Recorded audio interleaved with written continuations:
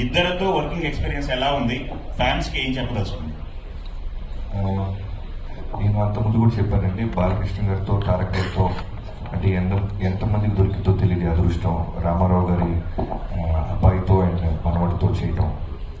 So Jayalalithaa Tarak గారితో చేసింది నా లైఫ్లో బిగ్గెస్ట్ అచీవ్మెంట్గా నేను ఎప్పుడు ఫీల్ అవుతుంటాను. అది ఎప్పటికీ ఉంటుంది. అలానే బాలకృష్ణ గారితో ఇప్పుడు సినిమా చేయటం డాకు మహారాజ్ అనేది మళ్ళీ ఎక్స్ట్రాడినరీ జర్నీ లాగా ఉంది. సో ఇద్దరిలో కామన్ పాయింట్స్ చాలా ఉంటాయి. బట్ మొన్న ఎవరు అడిగినప్పుడు నేను చెప్పింది ఏంటంటే ఫ్యాన్స్ని చాలా ఓన్ చేసుకుంటారు. అంటే వాళ్ళ ఫ్యామిలీలో జరిగిన ఇన్సిడెంట్స్ అయి ఉండొచ్చు, ఎవరైనా వాళ్ళు జర్నీ చేస్తుంటే ఫంక్షన్లకు వచ్చి వెళ్తున్నా, లేదు బాలయ్య బాబు గారు కూడా షూటింగ్ ఎవరైనా ఆయన దూరంలో మేము జైపూర్లో ఉన్నప్పుడు వచ్చిన, మారేడుమిల్లినప్పుడు వచ్చిన ఆయన కోపడుతుంటారు.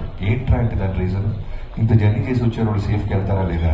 సేమ్ తారక్ గారు కూడా మీకు పూణేలో చేస్తున్నప్పుడు ఫ్యాన్స్ ఎవరైనా వస్తుంటే మ్యాక్సిమం అవాయిడ్ చేసేవాళ్ళు. ఏంటంటే రోజు చెప్పారు, బాబు మనం అంతా ఇక్కడ కంఫర్టబుల్గా ఉంటాము, వాళ్ళు పాప నాతో ఫోటో దిగడానికో లేదా నాతో దూరంగా చూడడానికి వస్తుంటారు, మళ్ళీ వాళ్ళు వెళ్ళేదాకా నాకు బ్యాక్ ఆఫ్ ద మైండ్ అది ఉంటుంది.